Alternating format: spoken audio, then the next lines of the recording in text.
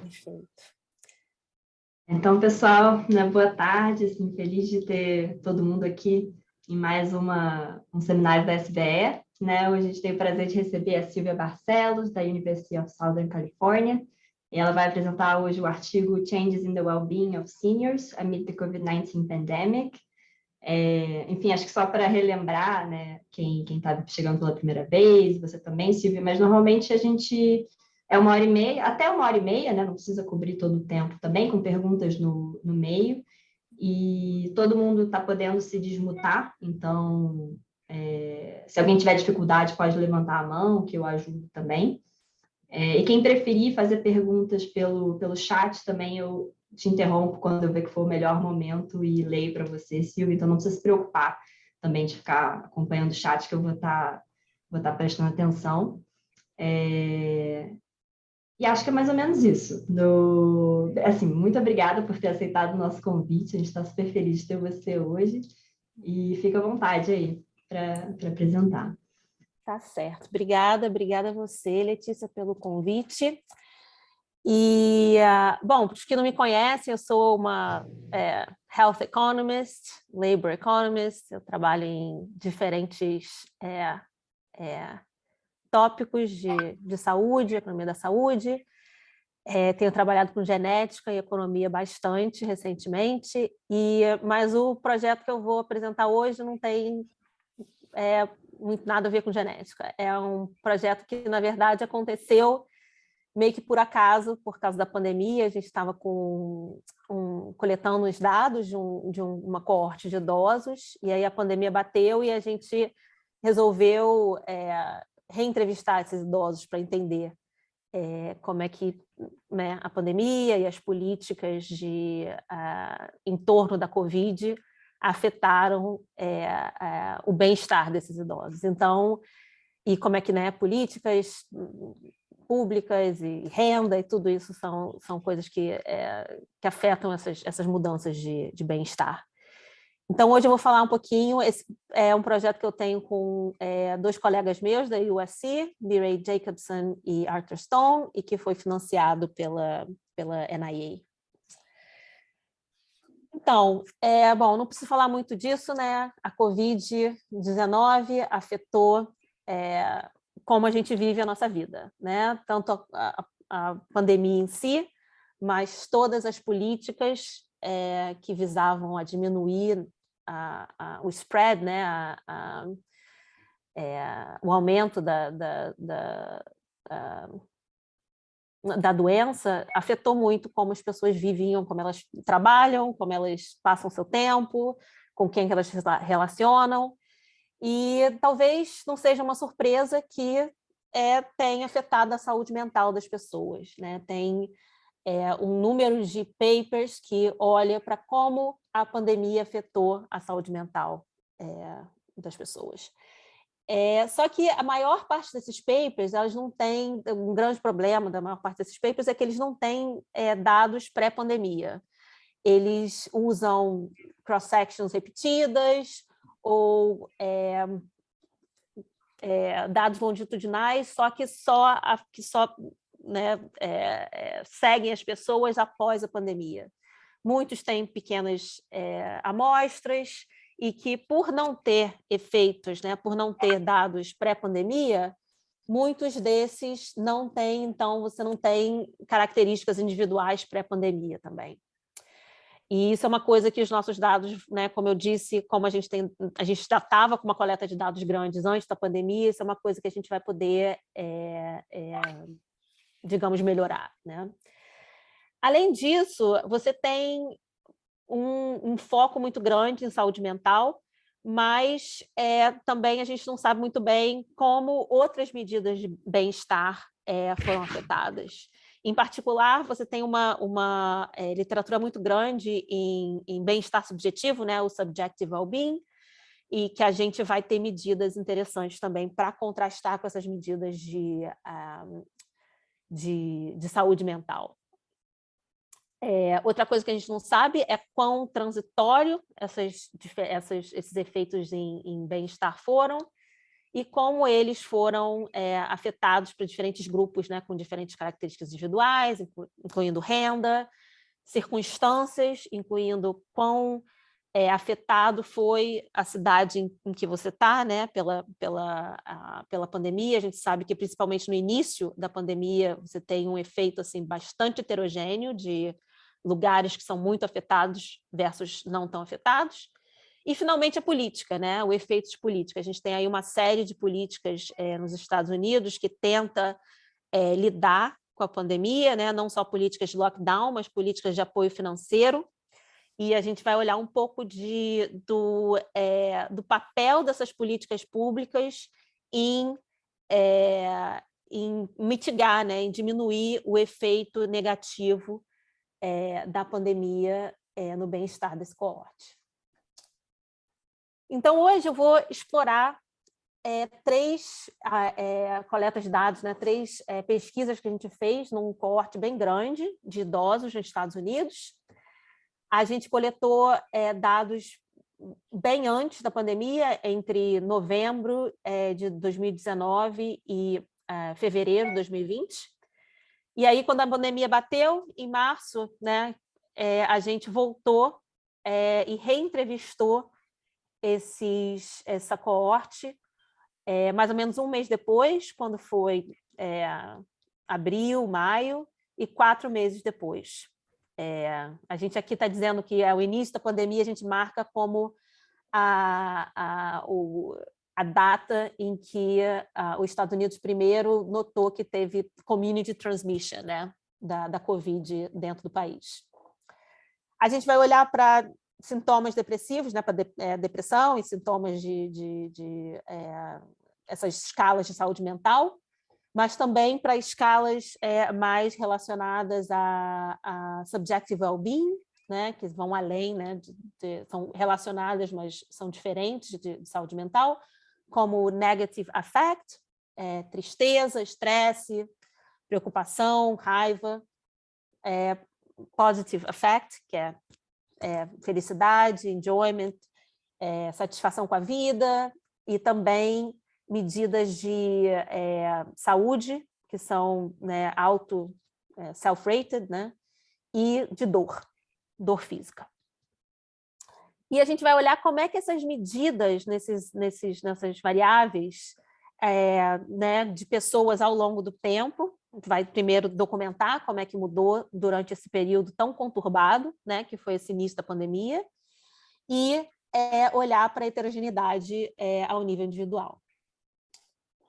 Então, algumas perguntas aqui. Pode dizer. Uma dúvida, talvez você fale um pouquinho mais para frente, mas qual foi a motivação original desse survey? Né? Porque eles começaram antes da pandemia, né? Não, então, a motivação, a gente ganhou essa grant que era para olhar para efeitos do Medicare, que é o efeito... Eu trabalho muito com seguro, né? Seguro-saúde nos Estados Unidos. E um dos grandes né, fontes de seguro é o Medicare para essa população, né? Quando as pessoas aqui, quando elas fazem 65 anos, elas têm direito ao seguro público para pessoas idosas, que é o Medicare. E a gente estava olhando para o efeito de Medicare, tem toda uma pesquisa, uma agenda de pesquisa, e tem toda uma literatura olhando para efeito de saúde desse seguro-saúde em risco financeiro, né? Porque aqui a outra coisa que é bem única do sistema americano é que é muito caro, né? Então, se você não tem seguro, você realmente você está aberto a um risco financeiro bastante grande se você tem um choque de saúde. E como como esse risco financeiro afeta também essa parte emocional, essa parte psicológica, entendeu? Então, a ideia inicial da coleta de dados era para olhar em modelos de regressão descontínua, para olhar como é que você ter elegibilidade ao Medicare afeta esse risco financeiro e relacionado a essa parte psicológica. Então, Aí eu vou te falar um pouco quando eu vou falar um pouco dos dados, basicamente o nosso coorte, ele tinha 60 a 68 anos, entendeu? Então, um coorte bem em torno dessa descontinuidade de 65 anos. Ah, entendi. Obrigada. Então, foi uma coisa bem assim, foi um pouco, como é que se diz? Oportunista, nesse caso. Então, tem que aproveitar, né? Que, assim, realmente é super difícil ter esses dados que pegam exatamente antes da pandemia, dessa Exatamente. forma. Isso é uma coisa, acho que, bem especial desses dados, que a gente realmente tem dados pre, que são bem antes, e post, que são bem depois, né? Então, uma das coisas que a gente vai usar esses dados para tentar entender, primeiro, como é que essas diferenças medidas de bem-estar mudam, né, nesse período da pandemia, se são mudanças transitórias ou se continuam ao longo do tempo, como é que eles variam com características como gender, né, sexo e educação. E, de novo, a maior parte aqui, porque a pandemia afetou todo mundo, é difícil um pouco você dizer o que são efeitos temporais do que são efeitos da pandemia, né? Você tem um problema aí do contrafactual. E uma das coisas que a gente vai fazer aproveitando primeiro que a gente tem uma amostra grande com dados nacionais, né? A gente vai olhar para como é que essas mudanças de bem-estar são afetados por quão séria a pandemia são nos lugares que a pessoa mora, né? A gente vai usar os condados aqui e vai olhar para mortes por causa de Covid, né? No nível local. E também as percepções das pessoas, como é que as percepções, a gente também mediu nessas follow-ups, a gente mediu como é a percepção das pessoas ao risco de Covid, né? Como é que as pessoas percebem o risco de ser infectado pela Covid e de vir a falecer de Covid, dado que foi infectado, né? E vamos lembrar que isso aqui foi bem no início da pandemia, você não tinha vacina, você tinha pouca informação, né? Em relação a essas coisas. E no final, né, uma pergunta importante que a gente vai tentar informar também quão efetivo foram essas políticas, principalmente essas políticas de transferências monetárias, em evitar, né, um pouco desse efeito em bem-estar nessa população, o efeito da pandemia em bem-estar. Então, só para dar um pouquinho dos resultados, né? Uma prévia dos resultados, a gente acha, como outros papers nessa literatura, que teve um aumento muito grande em sintomas depressivos e em negative mood, né? Em coisas como tristeza, worry, né? Estresse, preocupação. Mas interessante quando a gente olha para medidas de saúde, né, autorreportadas, a gente não vê mudança e a gente vê uma diminuição naqueles que reportam dor física. E a gente vai falar um pouco de por que talvez a gente veja essa diminuição. A grande parte dos efeitos, eles não são permanentes. Você tem um efeito muito grande, principalmente nessa parte de depressão e de tristeza. Um efeito muito, muito grande logo após a pandemia, nos primeiros meses da pandemia, mas 4 meses depois, o número dessas variáveis já está, de novo, de volta a efeitos aos níveis de pré-pandemia. Quando a gente tenta ligar essas mudanças com mudanças, né, com mudanças relacionadas à Covid, a gente vê realmente que esses efeitos foram maiores em lugares que tiveram taxas de mortalidade muito altas por conta de Covid. Esses aumentos, né, esses efeitos em bem-estar foram muito piores para mulheres e talvez não venha como uma surpresa aqueles que perderam emprego, perderam grande parte das suas rendas por causa da Covid. E uma coisa que sai desses dados bem claramente, que é um tanto que a gente não esperava, é que o efeito, essas diminuições em bem-estar foram maiores para pessoas com rendas mais altas, né? Tudo que a gente esperava a priori, tudo que a gente pensava que iria acontecer, que pessoas com rendas menores seriam mais vulneráveis, né? São pessoas que não poderiam trabalhar de casa, que teriam talvez maior efeito, né, de perder emprego, que teriam mais incerteza financeira por conta da pandemia, mas os nossos dados mostram que quando a gente olha para essas diminuições de bem-estar, elas foram muito maiores para as pessoas com rendas maiores.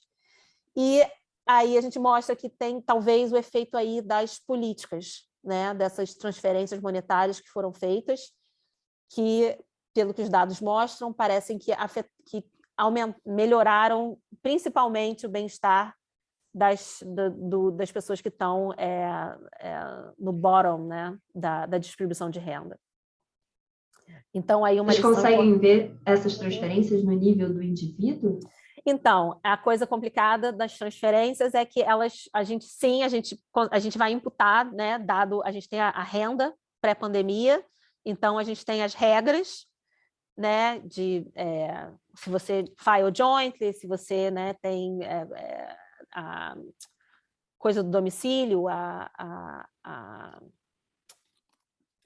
né, quem está no domicílio, se tem criança, se não tem. Então, a gente consegue, dadas as regras e essas informações, a gente consegue dizer qual seria, né, a transferência que as pessoas receberam. E a gente também tem self-reported se elas receberam ou não, entendeu? Mas a maior parte das pessoas, né, que são elegíveis reportam ter recebido essas transferências. Então, a gente não vai ter... então, deixa eu falar. Então, a gente tem isso, né? A gente tem quanto que as pessoas receberam e a gente vai colocar nos modelos. A gente pode conversar como é que, né? Quanto que o fato disso ser também dependente de renda afeta os nossos resultados. Então, vou falar um pouco agora. Então, esses são os resultados. Vou falar um pouco agora da coleta de dados, né? A gente usou um painel online da Enata, que é opt-in, então não é representativo, mas ele é bastante grande, e eu vou mostrar um pouco como é que as características comparam com dados representativos. Como eu disse, como eu estava falando para a Letícia, o inicial era tentar entender o efeito de Medicare em bem-estar. Então, a gente selecionou pessoas que estavam com 60 a 68 anos e a gente tem 26 mil pessoas respondendo à nossa pesquisa entre novembro de 2019 e fevereiro de 2020. Então, isso a gente não tinha intenção de voltar, né, de reentrevistar essas pessoas. Esse painel não é um painel que é longitudinal, né? Então, foi uma coisa assim, a gente resolveu que, quando a pandemia bateu, que valia a pena tentar, né? Então, a gente tentou reconectar. A gente conseguiu reconectar em abril e maio mais ou menos 80% das pessoas, sendo que 68% das pessoas responderam todos os nossos outcomes de interesse. Então, a gente tem aí uma attrition, né, que a gente vai pensar como é que isso afeta os resultados. A terceira wave foi em julho e agosto, e aí, de novo, a gente vai ter uma attrition maior ainda, né? A gente só consegue conectar 60%, entrevistar 60% dos nossos iniciais, né? Dos nossos entrevistados iniciais. E a gente vê que né, essa attrition não foi random, né? Não foi randômica. Aqueles que não responderam a a segunda e a terceira pesquisa, eles são de renda menor, têm educação menor, e eles tinham saúde mental e bem-estar menor na primeira pesquisa. Então, se a gente pensa aí em como é que a gente vai basicamente restringir a nossa amostra às pessoas que responderam às 3 pesquisas. Então, se você vai pensar aí nessas diferenças, como a gente, né, que eu vou mostrar, como lower bounds, né? Porque se você pensa que as pessoas que não responderam, elas poderiam estar sofrendo mais com a pandemia, elas já tinham uma saúde mental pior. Quando eu fizer essa diferença, você potencialmente as diferenças em bem-estar seriam ainda maiores. E quando a gente for fazer o efeito aí por subgrupo, né, por renda, por exemplo, eu vou fazer uma correção basicamente de worst case scenario, né? Vamos tentar aí ver como é que os resultados mudam se você, né, se você fizer hipóteses sobre o bem-estar das pessoas que não responderam às 2 últimas perguntas. A outra coisa que a gente faz é a gente liga, né, essas respostas da segunda e da terceira pesquisa à mortalidade por causa de Covid, as taxas de mortalidade por Covid no condado de residência, na hora da entrevista. Então, de novo, tentando aí ligar, ver como é que essas mudanças de bem-estar são relacionados a mudanças em dados por causa do Covid. Em termos de outcomes, a gente vai olhar para sintomas depressivos, né? PHQ-2 é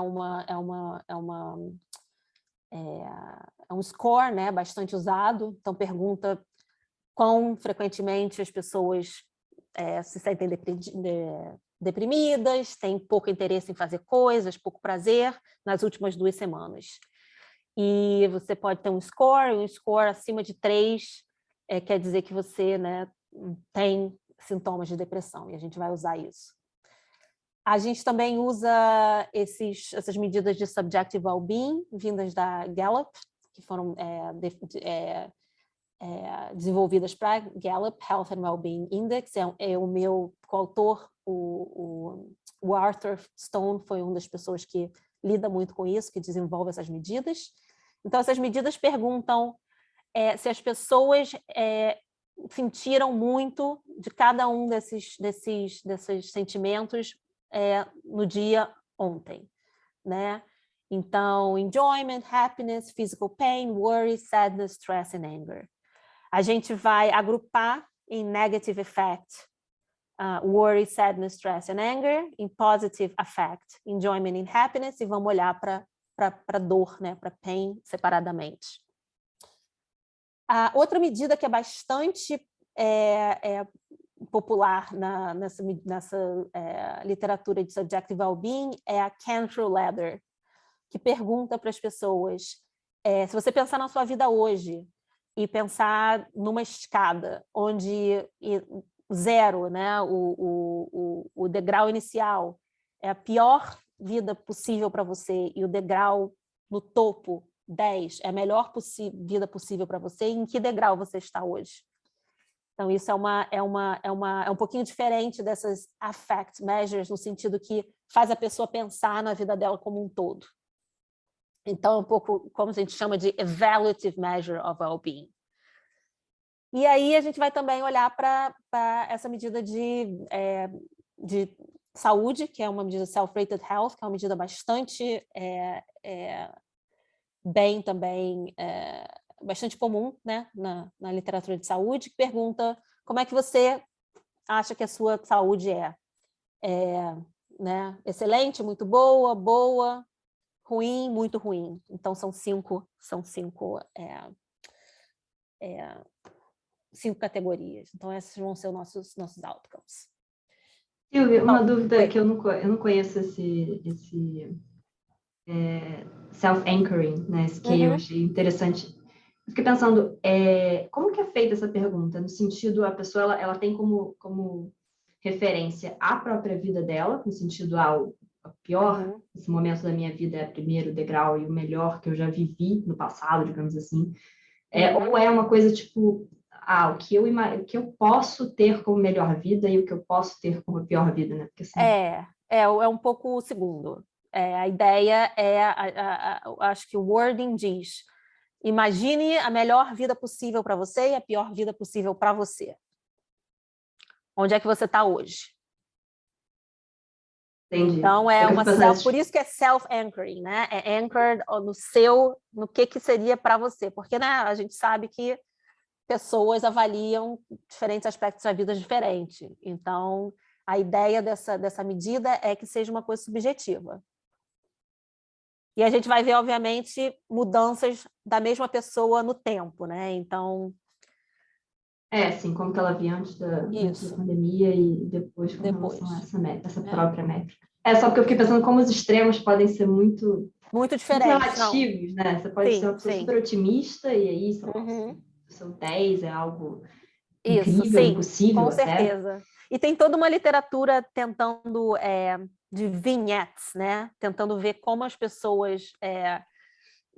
na verdade, eles descrevem, né? Pensa uma pessoa que tenha diabetes, 50 anos e que seja desempregada, né? Como é que você acha que é a vida dela? Então, tem toda uma literatura tentando exatamente isso, chegar a exatamente isso. E a gente sabe que pessoas avaliam diferentes aspectos da vida, diferentes condições físicas, né? Diferentemente. Então, aqui é uma coisa subjetiva. A escala é subjetiva, você está certa. E é um pouco porque...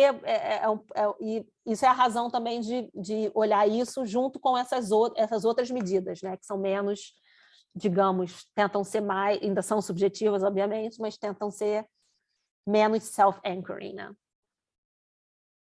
Entendi. Então, agora eu vou falar um pouco... Não, eu falei os dados não são, né, representativos, então vou começar mostrando um pouco como é que os nossos dados, né, os dados da Eneira na primeira wave, isso aqui são os 16 mil que acabaram respondendo todas as três, né, as três waves, como é que esses dados comparam com os dados da CPS, né, que são de 2020, que são representativos. E você pode ver que, em termos de idade, de localização geográfica, não tem muita diferença. A grande diferença... Isso aqui é idade, né, restringindo a idade que a gente tem, né, que é 60 a 68. É a média restringindo, né, nesse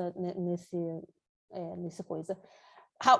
Mas você tem, né, mudanças aqui, você tem diferenças aqui em raça, né? A nossa amostra tende a ser mais branca, tende a ser mais mulheres, né?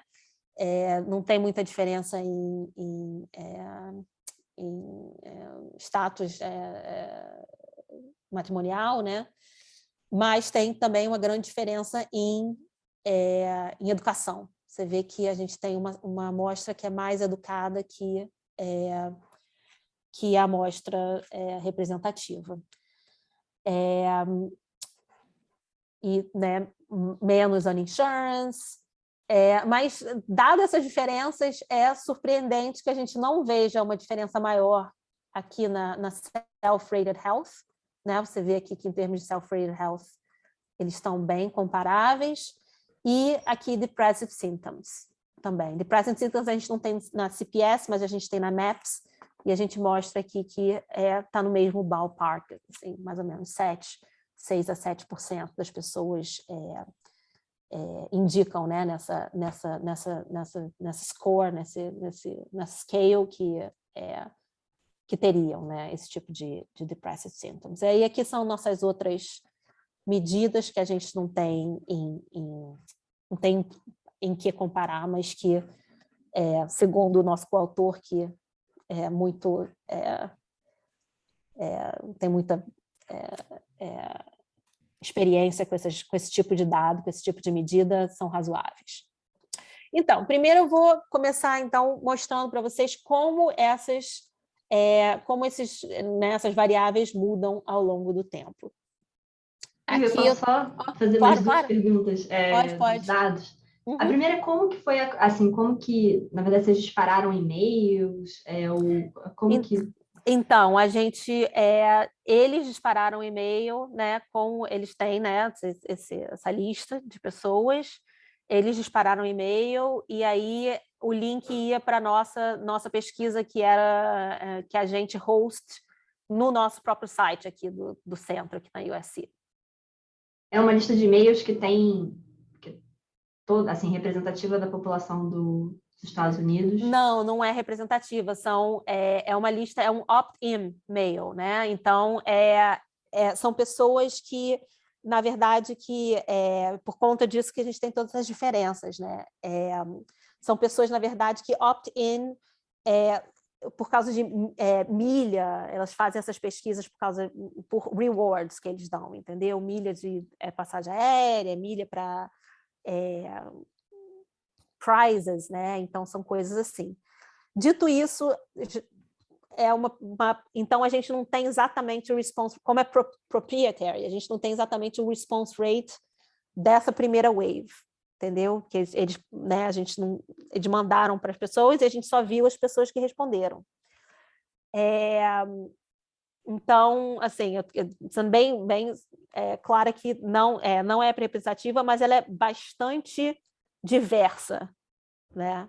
A gente vê que a gente tem, assim, ela é mais branca, mais educada, mas você tem todas as regiões do país e você tem amostras grandes, né? Você vê que a gente vai acabar com uma amostra bastante grande, entendeu? Então, a gente estava interessado por conta disso. Então, quando a gente olha para mudanças no tempo, essas mudanças que eu vou te mostrar agora, e a gente olha para outras... A USC tem um painel bem menor, assim, que acho que na época da Covid eram 4.000 pessoas, e a gente pôde fazer o mesmo tipo de análise nesse painel, e esse painel é representativo. E a gente vê o mesmo tipo de aumento em well-being, né, em diminuição em well-being, né, em bem-estar.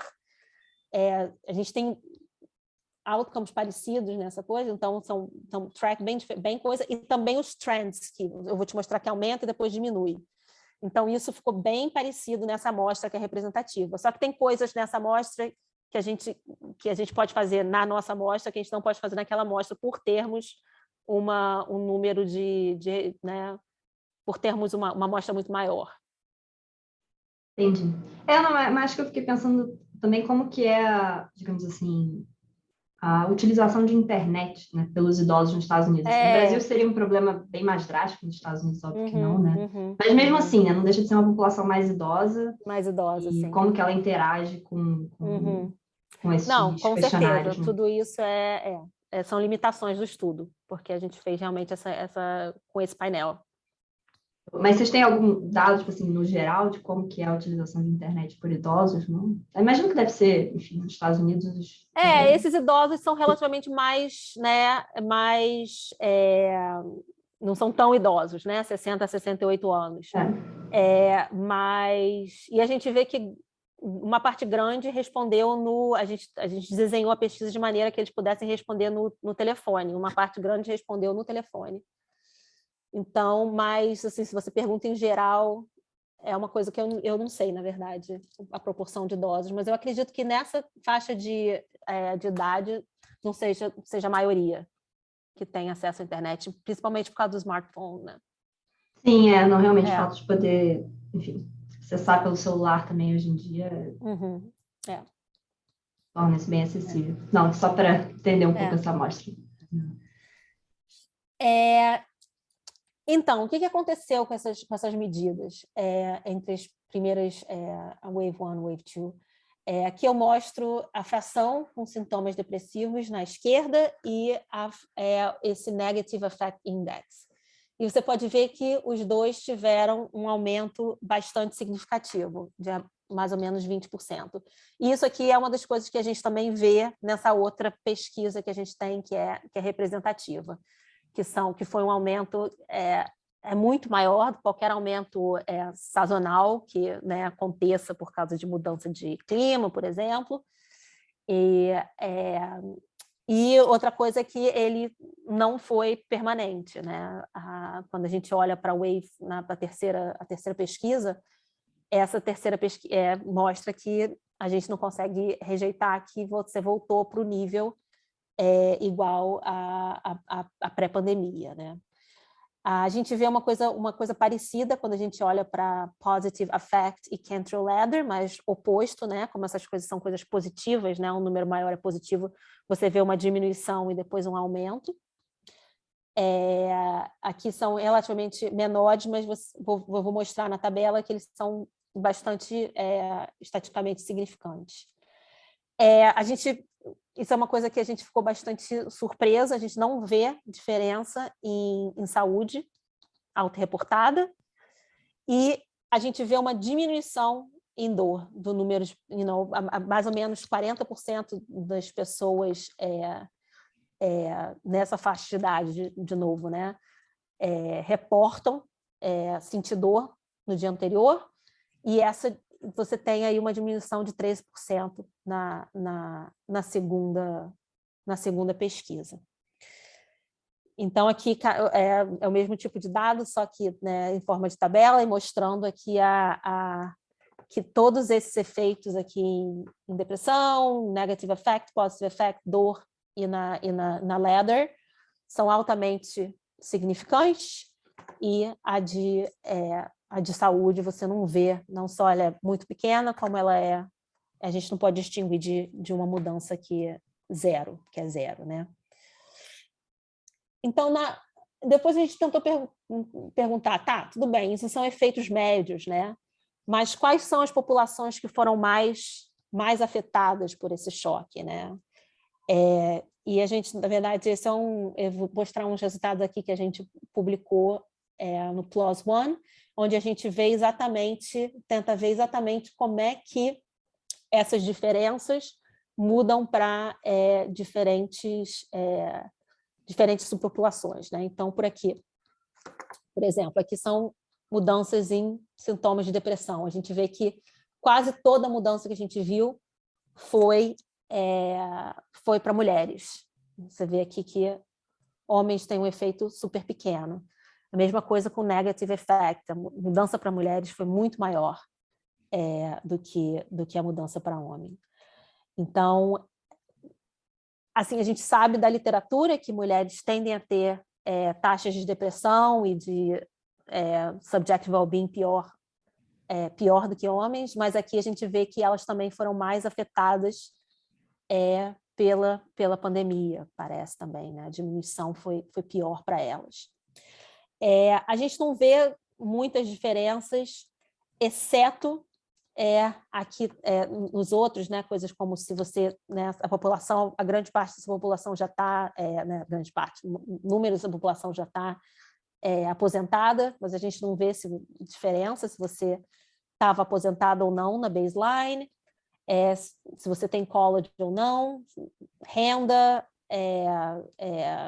diferentes em termos matrimoniais, você ou não a gente não vê diferença significante nenhuma. Uma diferença aqui que aparece, que é uma diferença que depois a gente vai falar mais, é aquela coisa que eu tinha sugerido, que era bastante surpreendente, né? Que a gente vê que o efeito para as pessoas com renda maior foi maior do que o efeito para as pessoas com renda menor. E a gente vai olhar isso com mais cuidado no final também. O efeito aqui para changing positive affect e the ladder vai ser bastante positivo, maior para females e maior para pessoas com renda mais baixa. Você não vê, de novo, nenhum subgrupo efeito em saúde autorreportado, e a coisa interessante aqui também não vê para nenhum subgrupo diferença também nesse aumento, né, nessa diminuição de dor física, né? Então, parece que, pelo menos, né, em termos dessas características, educação, aposentadoria, raça, renda, a gente não tem aí nenhuma pista de por que a gente vê a diminuição em dor física. Seguinte, a gente pergunta, tá, tudo bem, tem essas diferenças aí em características individuais, mas e as condições locais? Se a gente acha que realmente essas diferenças aí em bem-estar são por conta da pandemia, você deveria, né, ter uma diminuição, um efeito maior para as pessoas que foram mais afetadas, né? Então, a gente faz o mesmo tipo de análise, agora quebrando pela mortalidade por causa de Covid no local, né? No local que a pessoa mora, né? E aqui e eu estou vendo aqui extremas, né? São localidades que têm taxa de mortalidade menor que o 90, né? Percentil 90 e maior que percentil 90. E você pode ver aqui que essas localidades na baseline são diferentes, né? Os lugares que foram mais afetados já tinham uma mortalidade maior, mas você vê também que o aumento foi maior nessas localidades. O aumento por conta, né? O aumento digamos, em diminuição em bem-estar, né? Um aumento em negative mood, né?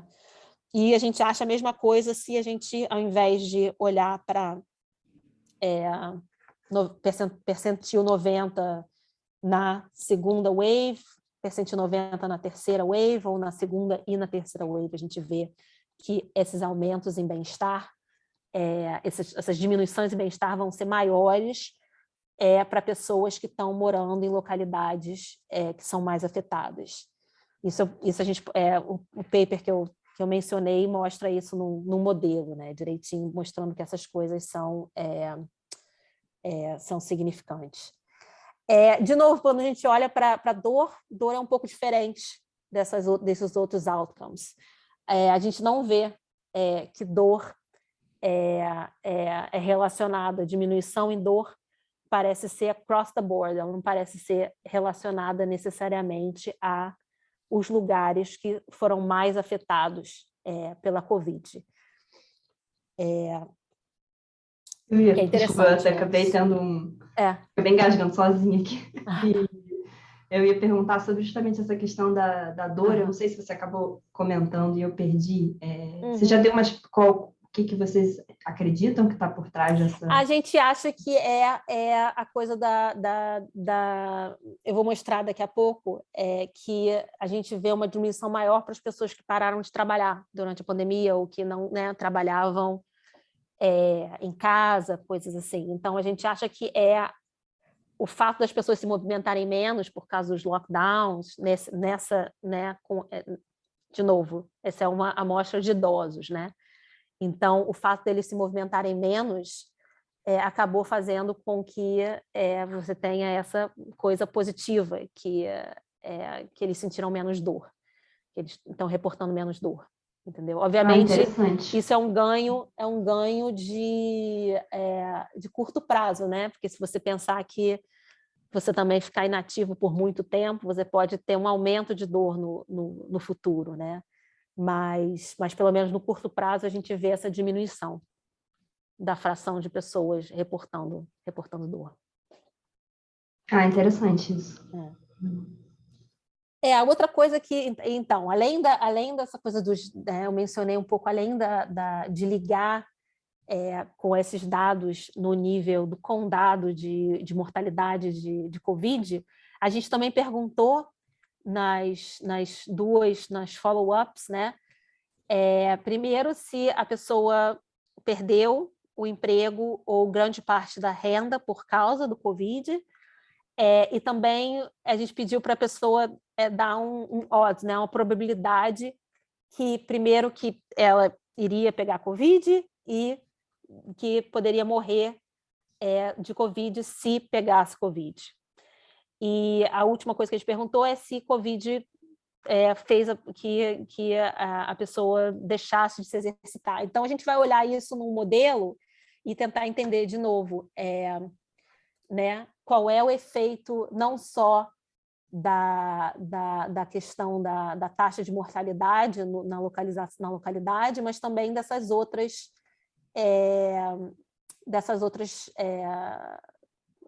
variáveis relacionadas à Covid nessa diferença, né? Então, a gente vai olhar o Z-score, né? Então, a diferença Z-score aqui vai ser as diferenças em bem-estar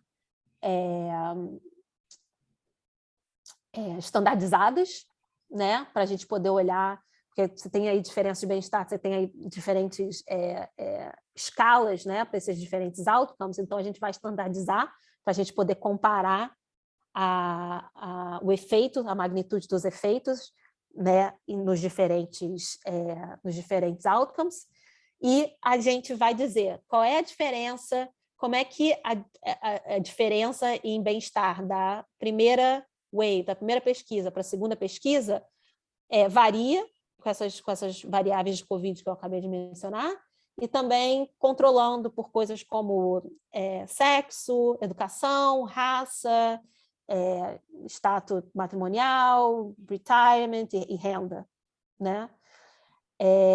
Então, todas as variáveis aqui vão ser dicotômicas, então vou mostrar cada diferença, né, entre categorias, e a gente vai cluster os standard errors por county. Quando a gente faz isso, é bem claro que realmente você tem efeitos maiores para as pessoas que foram mais afetadas, né? Você pode ver aqui que, se você reporta, né, você tem aqui essa coisa do extreme death rate, que a gente vê que tem né, maior negative effect, se você está, que eu acabei de mostrar, se você está em um lugar que foi muito afetado pela Covid, em termos de mortalidade. Essas coisas, obviamente, são relacionadas, né? Se você está num lugar que foi muito afetado, você tende a dizer que a sua chance de pegar Covid é maior, e se a sua chance de pegar Covid é maior, você vê que também isso afeta o seu bem-estar, a sua chance subjetiva, né? A sua chance subjetiva também de morrer se você pegar Covid também afeta mais, você tem um aumento uma diminuição de bem-estar maior. Se você também teve que parar de se exercitar por causa de Covid, você tem menor. Se você perdeu sua renda ou perdeu um emprego por causa do Covid, você também foi mais afetado. Aqui o efeito, né, mesmo controlando por todas essas coisas, a gente vê que o efeito de sexo continua bastante forte, então não é porque, né, as mulheres são mais preocupadas em morrer que elas estão tendo... Não, você parece ter uma coisa realmente de sexo que as mulheres foram mais afetadas, talvez por serem mais...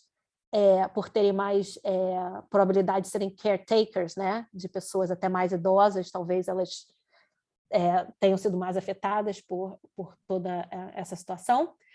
Você aqui não vê muito efeito de educação, não vê muita heterogeneidade de educação ou raça, mas você vê de novo aqui, principalmente no negative effect, efeitos por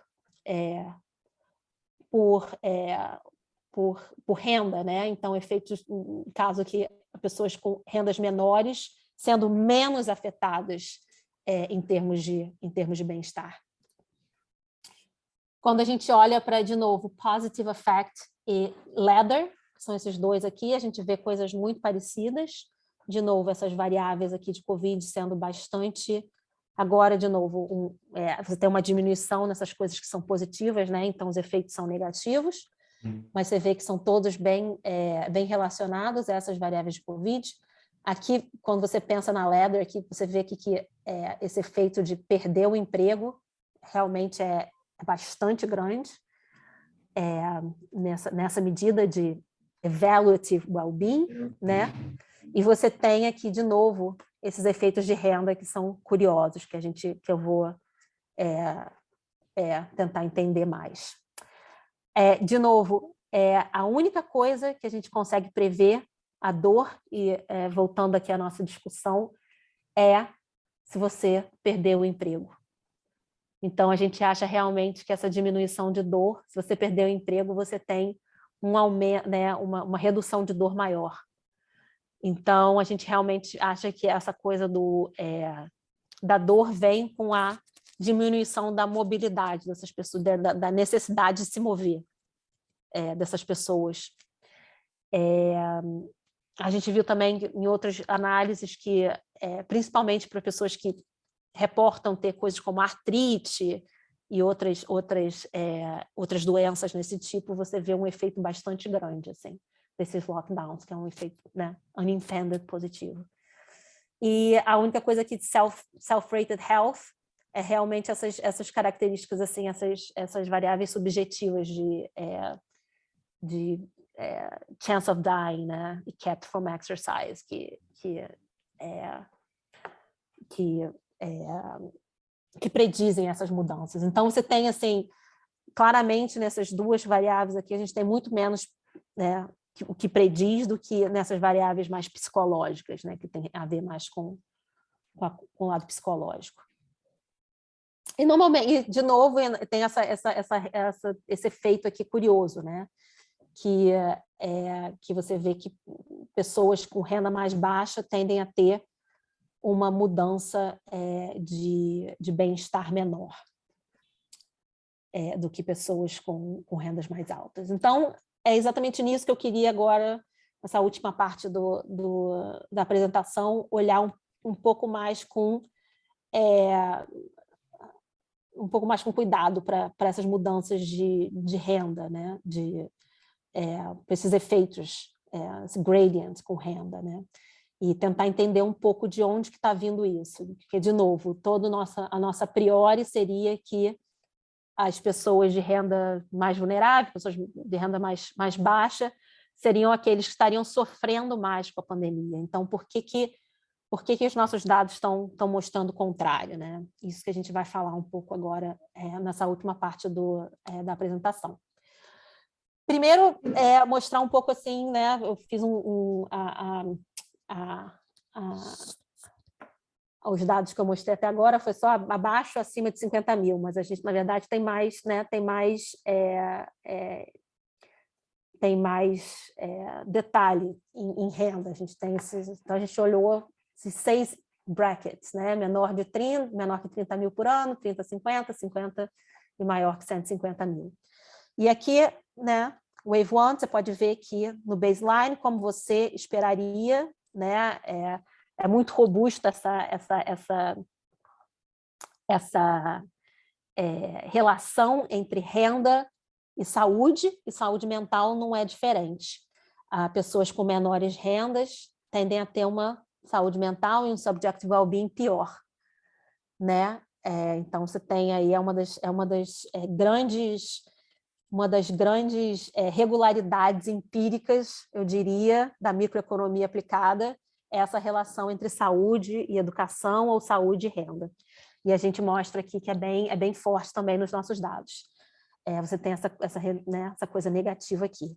E aí você vê que na segunda wave, no follow-up, no primeiro follow-up, você vê um aumento em negative effect, e é um aumento, né, para todos os grupos de renda, mas você vê que o aumento é maior, né, para os grupos de renda maiores do que o aumento para os grupos de renda menores. E a gente mostra, de novo, em modelos que essa diferença do gradient é altamente significante. De maneira que, né, depois da pandemia, parece que você vê a inclinação dessa relação diminui, né? Porque de maneira que, né, porque a pandemia parece ter afetado mais as pessoas de renda maior. E aí, na terceira wave, né, no segundo follow-up, como a gente mostrou antes, a gente vê que os níveis de bem-estar voltam mais ou menos para os níveis pré-pandemia, né? E isso é verdade também, aqui eu estou olhando para os três outcomes, né? Para os 3 outcomes de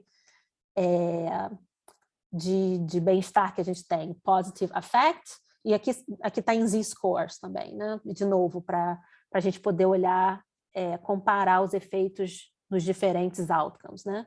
Aqui, positive effect, negative effect, Cantor ladder. Você pode ver que você vê uma recuperação, mas não é uma recuperação total para positive effect, ela é muito maior para ladder e para negative effect, mas o interessante é que você vê né, esse efeito de maneira que você tem um achatamento, né, uma diminuição da relação entre renda e bem-estar né, durante a pandemia. Né? E é isso que a gente quer tentar entender um pouco mais, né? De onde vem essa diminuição. A nossa primeira... Quais são isso? Você vai falar agora. Vou falar, temos aí algumas hipóteses, né? A gente começou tentando as mais óbvias, né? Será que attrition pode explicar? A gente vê que aqui eu coloquei uma tabulação aqui mostrando que as pessoas de renda menor, aqui é se você completou a segunda wave, né? Então, 0 se você não completou, 1 se você completou, e aqui são as nossas categorias de renda. E aí você pode ver aqui que se você, para as pessoas de menor renda, você tem um completion rate menor, tá? Eu tenho basicamente 57% aqui no bottom, que completou, enquanto 75% das pessoas de renda maior completou. E, ao mesmo tempo, você tem que as pessoas que completaram tendem a ter melhor bem-estar, né? Elas tendem a estar mais aqui, por exemplo, de negative effect, isso é verdade para os nossos outros outcomes também, elas tendem a ter um negative effect menor, né? Quer dizer, um bem-estar melhor. Então, essas duas coisas combinadas, se você acha que as pessoas aqui que a gente não vê, elas estariam muito pior, isso poderia gerar esse tipo de gradient em renda. Então, a primeira coisa que a gente faz é tentar fazer esse worst case scenario exercise, né? Que a gente pega as pessoas que não responderam e você faz uma hipótese que elas teriam um outcome bem ruim na segunda wave, né? Então, a gente basicamente pega os 25th percentile do grupo com a pior renda, então um outcome bem ruim, e a gente né, dá esse valor para as pessoas que não responderam a segunda pesquisa. E aí a gente vê se o gradiente ainda está aí. Tá? E aqui são os gráficos com essa substituição. E, obviamente, o gradiente ele diminui, né? A diferença aqui entre ricos e pobres diminui, porque a gente está colocando um monte de gente aqui nesses rendas menores com outcomes bem ruins, mas, mesmo com essa substituição, a gente ainda vê que a diferença entre, né, de Wave 1 e Wave 2, entre os mais ricos e os mais pobres, você vê uma diferença ainda maior entre os mais ricos do que os mais pobres. Você ainda vê, né, diria, uma diminuição na inclinação dessa relação entre renda e bem-estar. Então, a gente acha que não, que só o attrition não pode explicar né, esse fenômeno, né, essas patterns. A outra coisa é que poderia ser que mudanças de renda, né?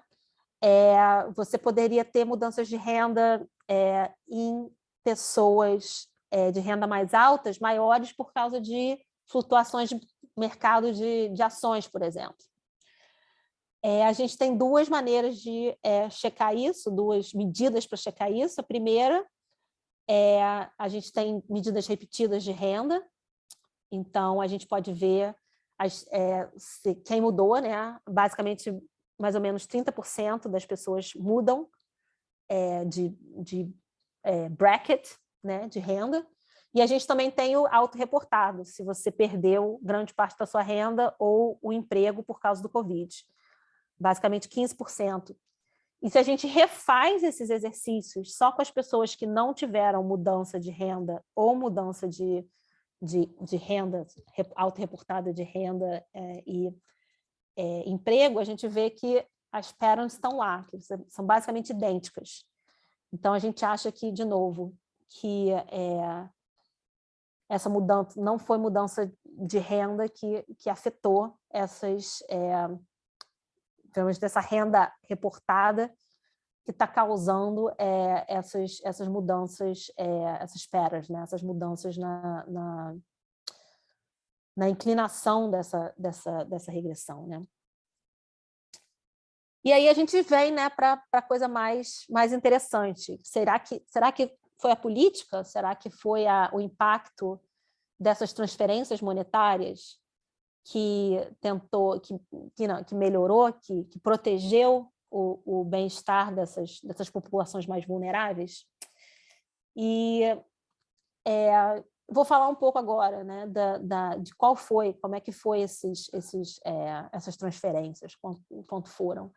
Basicamente, teve o Coronavirus Aid Relief and Economic Security Act, ou CARES Act, que fez pagamentos diretos para mais de 160 milhões de pessoas. Os pagamentos foram bastante constantes. Né, se você recebe acima de uma certa renda, você não recebe pagamento, mas para uma grande parte renda, as pessoas receberam o mesmo estímulo. E você pode pensar, né, vou falar um pouco que você pode pensar que o mesmo valor do estímulo tem um efeito muito maior por causa, né, em pessoas de baixa renda do que pessoas de média renda, por exemplo. A gente vai falar um pouco disso.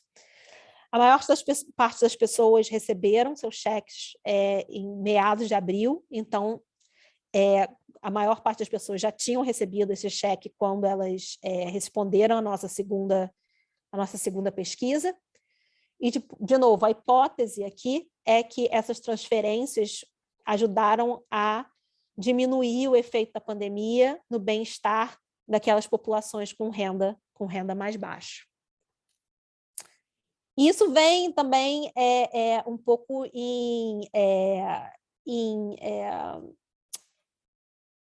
também consistente com alguns papers que mostram efeitos, né, em consumo e efeitos durante a pandemia, né? Tem esse paper muito interessante do Cherry com coautores que usa dados do setor privado, então dados de spending, né, de compras com cartão de débito e cartão de crédito, e mostram como é que o consumo foi afetado nas primeiras semanas da pandemia. E eles acham exatamente isso, que o consumo mudou principalmente porque as pessoas de alta renda começaram a gastar menos. Então, eles mostram com esses dados que o top quartile, né, da distribuição de renda cortou o consumo em 13% em relação a janeiro, né? Enquanto o bottom cortou somente 4%. E eles também mostram que, olhando para esses stimulus payments, né, que esses pagamentos que a gente está conversando, que esses pagamentos, na verdade, aumentaram o consumo entre essas pessoas, população de baixa renda. E, além do stimulus payment, também tem o Extra Unemployment Insurance, né? Eles também aumentaram o seguro-desemprego. Então, tem esse outro paper que também é muito interessante, que mostra que, para populações de baixa renda, na verdade, essas primeiras semanas depois da pandemia, uma parte significante dos domicílios teve um aumento em renda. Então, e a gente acha que isso pode ter a ver. A gente também tem nos nossos dados essa pergunta interessante de preocupação com dinheiro, né? A gente pergunta: você se preocupou muito com dinheiro no dia de ontem? Sim ou não? E, de novo, você vê aqui, né? Obviamente, as pessoas mais pobres, elas aqui em azul é a primeira pesquisa, as pessoas mais pobres, elas se preocupam mais com dinheiro do que as pessoas mais ricas. Mas você vê aqui que na segunda pesquisa, que foi quando eles receberam todos esses estímulos, você vê uma diminuição de preocupação com dinheiro para as pessoas de baixa renda e um aumento para as pessoas de alta renda. Então, de novo, isso sugere, né, que você tem aí um efeito dessas políticas em como as pessoas estão se sentindo, né? Não só sobre dinheiro, mas a gente acredita também que esse efeito tenha spillover nesses outros outcomes também, mais gerais de bem-estar. E a gente olha isso mais formalmente, tentando, né, o que acontece com os nossos modelos se a gente adiciona essas transferências. Então, só para falar um pouquinho da magnitude dessas transferências, você tem, basicamente, se você está filing taxes sozinho, você tem uma transferência aí de $1.200, se essa renda é até 75 mil, e depois é uma diminuição de 5% do montante da renda, que excede 75 mil, né? E aí, basicamente, se você ganha 99 mil ou mais, você não tem transferência nenhuma. Se você né? Se você faz os seus impostos juntos com seus spouse, né? Você tem uma coisa que é o dobro e uma renda, né? Uma regra parecida. Se você ganha mais do que 200 mil, você não ganha nada, e você tem uma diminuição se você ganha mais do que 150 mil nesse pagamento. E você também tem um adicional por criança, mas só 5%, porque a nossa amostra é uma amostra de idosos, só 5% da nossa amostra tem dependentes abaixo de 18. Então, o que a gente faz a gente usa essas regras e usa a renda que a gente tem, self-reported, para imputar quanto que as pessoas receberiam. Todas as medidas são, né, pré-pandemia, e a gente tem só renda em brackets, né? Então a gente usa o meio como aproximação da renda, e a gente olha tanto para o valor da transferência absoluta como o relativo à renda, né? E a ideia de olhar para a transferência relativa à renda é que você, né, tendo uma utilidade marginal decrescente da renda, você acredita que a renda seja mais importante para pessoas de baixa renda do que de alta renda. Então, a ideia de você olhar para a coisa relativa é exatamente essa ideia de olhar nos modelos que o que importa não é os $1.000, é como esses $1.000 comparam com quanto que você tem de dinheiro no seu budget, entendeu? Mensal. Então, a gente vai ver que nos modelos, quando a gente coloca isso, a renda relativa é muito melhor, prediz muito melhor a mudança em bem-estar do que a renda absoluta. De novo, sugerindo que esse efeito da utilidade marginal decrescente seja importante. Então, a ideia é que... Oi, diga. Só, naquele gráfico que você mostrou, aquela inversão é justamente nos $100.000? A inversão aqui é basicamente em 50, 75 mil. Mas, de novo, né? Bom, de repente eu deveria fazer esse gráfico para pessoas que estão filing jointly e filing separate, né? Porque aqui porque esse aqui seria o pessoal filing separate, né? Seria 75 mil, seria o... Mas você vê que né? É mais ou menos. É mais ou menos, não é exatamente, mas é certamente consistente. 75 e 100, né, que tá. Consistente,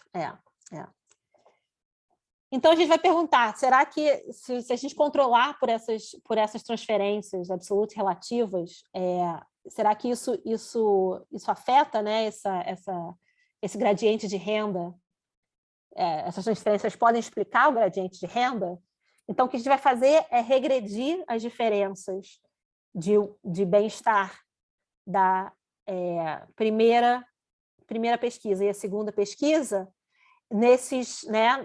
nessas coisas de renda, nos nossos brackets de renda e nessas transferências. E a gente vai testar a importância relativa, a importância entre a transferência relativa e a absoluta. E aqui a gente vê os resultados aqui para, primeiro, esse PKH2 é a nossa coisa de depressão, né? A mudança entre o Wave 1 e o 2, e aqui é o Negative Affect. E você pode ver primeiro aqui, a primeira coluna é sempre a coluna sem controlar pela renda. E aqui você vê o gradiente, né? Você vê que basicamente você não teve uma mudança para as pessoas de renda menor, mas você vai vendo uma mudança cada vez maior na medida que você vai descendo para rendas maiores, né?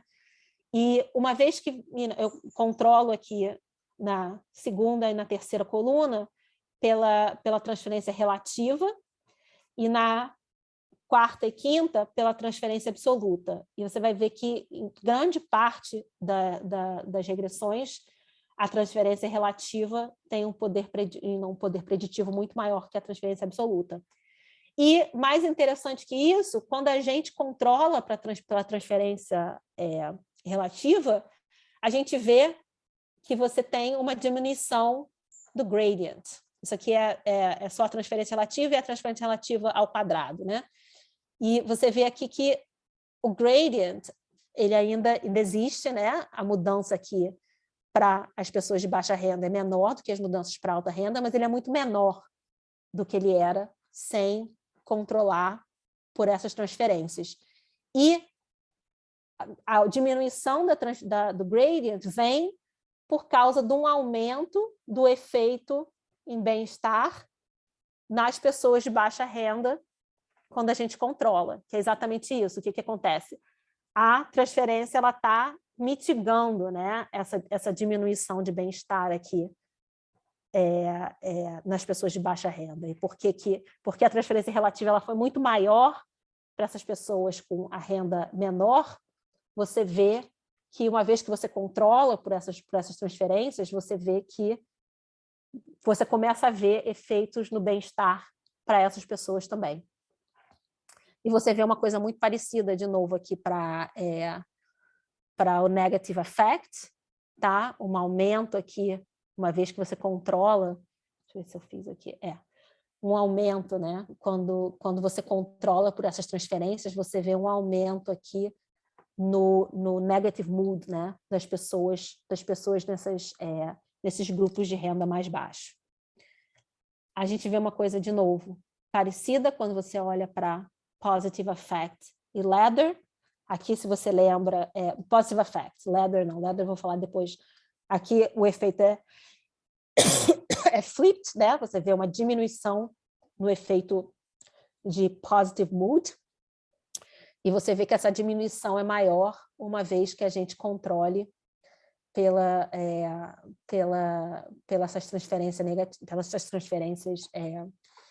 transferências relativas. O único caso, diria que a exceção que confirma a regra é a ladder. A ladder, isso não acontece. O coeficiente aqui, digamos aqui, o gradiente em renda continua o mesmo, se você controla ou se você não controla. E na realidade, a transferência nem tem, né? Nem tem um poder preditivo quando você olha para diferenças nesse outcome. Então, é mais em depressão e mood mesmo que a gente vê essas transferências tendo esse efeito. Mas se você qual lembra... é a lógica por trás de não estar afetando? Eu não vou dizer que eu sei, pode ser um outcome diferente, né? Como eu disse, é um outcome que faz as pessoas pensar, avaliarem a vida delas. Não é uma coisa tão assim, você se preocupou ontem, você estava triste ontem, né? É uma coisa assim, como é que você vê a sua vida hoje, entendeu?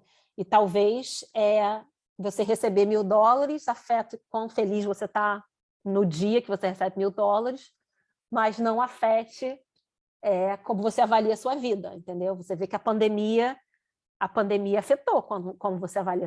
A gente viu que as pessoas realmente, né, diminuíram. O efeito relativo é menor, mas você tem um efeito bastante significante das pessoas dizendo não, né? A minha vida hoje é pior, mas possivelmente essas transferências monetárias não sejam suficientes para afetar esse tipo de evaluative well-being, né? Mudança em evaluative well-being, que é uma coisa mais abrangente do que esses outros outcomes. Então, se eu tivesse... É uma coisa que a gente não pode, obviamente, a gente não tem aqui dados né, para nail, né? Mas essa seria a minha ex-post da racionalidade, né? Rationalization aqui dos resultados. Silvia, vai lá, fala lá. Não, pode falar. Eu estava pensando na questão do temporário, né? O benefício é temporário, como você está nessa pergunta, é uma pergunta mais de talvez sua perspectiva da sua vida como um todo, você não inclua um benefício temporário nessa avaliação. Temporário. Sim, também pode ser a questão temporária. Aqui eu tô olhando, sim. Seria interessante até trazer, de repente, a terceira pesquisa aqui, né, para pensar nisso também. Sim, eu acho que relacionado um pouquinho com esse último ponto que vocês estavam levantando, acho que um ponto que eu fiquei mais na cabeça, assim, que acho que você falou no começo, aí agora, tipo, não está falando tanto, o retorno, né, de meio que convergir para os valores que estavam antes. Uhum. E eu não sei se essa medida, às vezes, essas medidas de well-being, elas meio que estão comparando, tipo, o que você acha agora versus um reference point, e esse reference point é uma coisa que meio que vai mudando um pouquinho mais devagar, à medida que a situação vai ficando ruim. Queria só saber, assim, Então, assim, o que poderia estar acontecendo é que as pessoas estão num nível de well-being pior, só que elas se acostumaram com isso. Adaptaram. Eu acho que, claramente, isso a história aqui é uma história muito consistente com adaptation, com certeza. As pessoas, né, teve aquele pânico inicial, cara, acabou a vida, e aí, 4 meses depois... e a gente, obviamente, por causa de attrition, a gente nem continuou essa pesquisa, porque a gente achou que, né, a gente não é. Mas hoje em dia, né? Hoje em dia a gente está muito mais adaptado, né? A gente está voltando a viajar, está voltando. Então, com certeza. Mas isso que eu estava pensando, assim, tipo, de um ponto de vista de pensar em well-being, será que a gente chamaria isso de não piorou? É um bom ponto. Essas medidas são subjetivas. Não dá muito para responder, mas só... Não dá muito para responder. Assim, os sintomas de depressão, acho que um pouquinho menos, né? Porque é uma coisa assim, você se sentiu deprimido, quão frequentemente você se... Mas, de novo, né? Mas pode ser que o efeito, né? O efeito da pandemia na depressão Mas eu acho que talvez o PQ82 tenha um pouquinho menos dessa crítica, mas é verdade. Eu acho que é uma possível, uma leitura muito, muito consistente, também consistente com o que a gente sabe na literatura de well-being, né? De subjective well-being, de adaptation, né? Que tem toda uma literatura que mostra como é que o well-being das pessoas, por exemplo, que sofrem um acidente e ficam, né, com alguma sequela. As pessoas normalmente ficam muito infelizes no início e depois elas voltam para o baseline, né? Apesar de estarem numa cadeira de rodas, né? Então, não sei, você pode dizer, as pessoas estão piores, porque a saúde delas está pior, ela está numa cadeira de rodas. Mas é realmente isso que a gente está tentando medir? As pessoas estão, emocionalmente, elas estão tão bem quanto. Então, eu acho que aí tem uma discussão bem filosófica, assim, que a gente está tentando medir, assim. Eu acho que mais interessante é o fato de, né, não sei, desse fato de a gente pensar como é que política pode afetar, pode melhorar esse choque, né? Porque a gente viu que as pessoas realmente estavam sofrendo muito, né?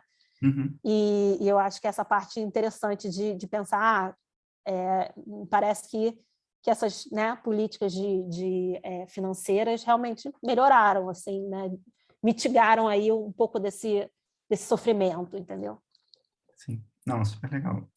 É. E essas políticas, elas se mantiveram na terceira wave, né? Sim, é engraçado, eu não coloquei a terceira wave aqui porque mas sim, tiveram mais a política de unemployment, né, do seguro-desemprego, com certeza continuou.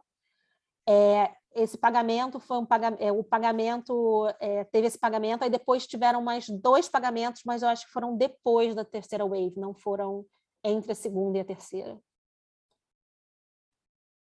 Certo.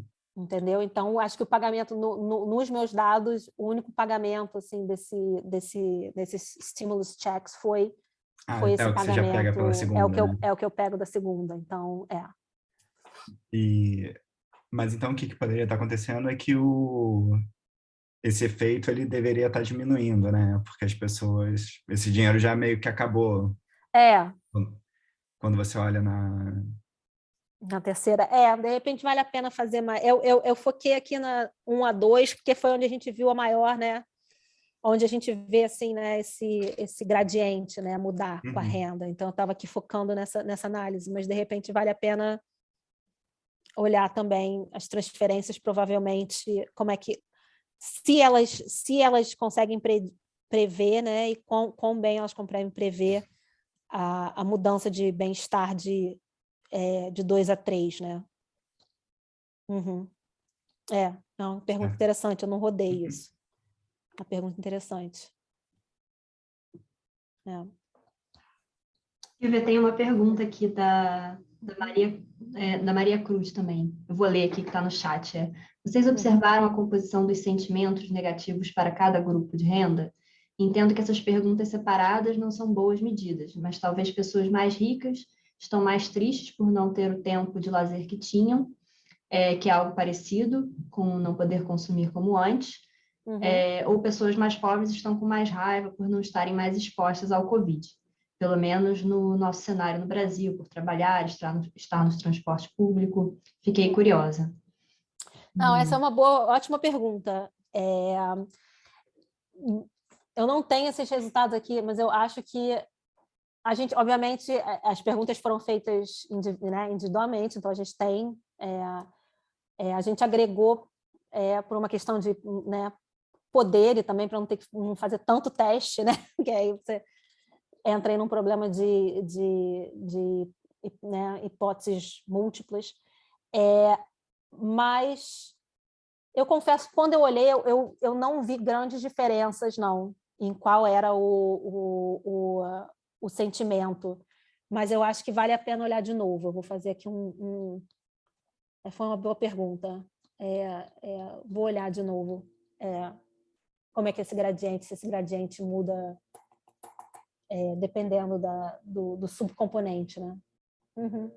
Obrigada. Acho que a Lígia tem uma pergunta também. Pode falar, Lígia. Oi, Silvia. É muito interessante, né? Acho que todos esses resultados são legais, assim, legais, né? Numa situação dessas, né? Mas é muito bom a gente ver e comprovar e conseguir entender. Eu fiquei com a dúvida dos seus dados, se eles são identificados, porque uma questão de atrito pode ser doença e morte, né? E morte, certamente, Sim. você não tem direto no dado, mas talvez Não. pudesse juntar com alguma outra informação administrativa. É complicado. Assim, esse período foi um período bem inicial, assim, não estava, tinha obviamente muita diferença geográfica em morte, mas não era assim. Eu não acredito que a principal razão pelo que eu perco observações seja a morte. A coisa de ligar com dados administrativos de novo, é complicado porque esses dados são proprietários, né? A gente fez a pesquisa, né? A gente assinou lá para fazer a pesquisa, a gente assinou o termo que a gente não vai tentar achar essas pessoas. Então, Eu acho que se eu pensar assim na custo-benefício de tentar ligar, eu acho que não vale a pena, porque, de novo, eu acho que a maior parte que essas pessoas estão deixando, né?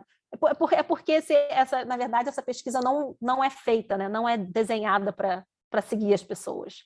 A gente fez porque a gente viu uma oportunidade de aprender alguma coisa, mas a gente já ficou até, quando eu vi, né, que a gente conseguiu recontactar 80% da amostra pós a pandemia, eu fiquei até surpresa. Achei que quando eu primeiro tentei, eu achei que a gente ia conseguir contactar até menos do que isso. Então, E aí um ponto que é assim, relacionado, mas fora da tua pesquisa.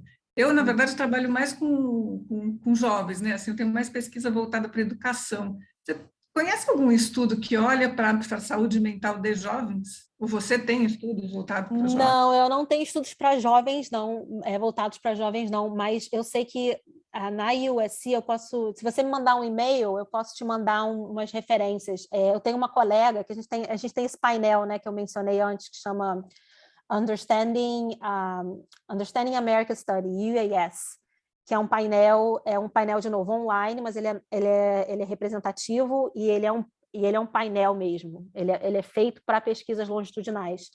E eu tenho uma colega aqui na USC que usou esse painel para, eu acho que ela ganhou funding da Gates Foundation, eu acho, para fazer pesquisas relacionadas a fechamento de escolas e saúde mental, né? A questão toda com aprendizado, fechamento de escola. Então, eu sei que ela tem muitos papers nessa área. Então, se você me mandar um e-mail, eu posso te encaminhar essas referências. Legal, obrigada, eu vou mandar. Nada.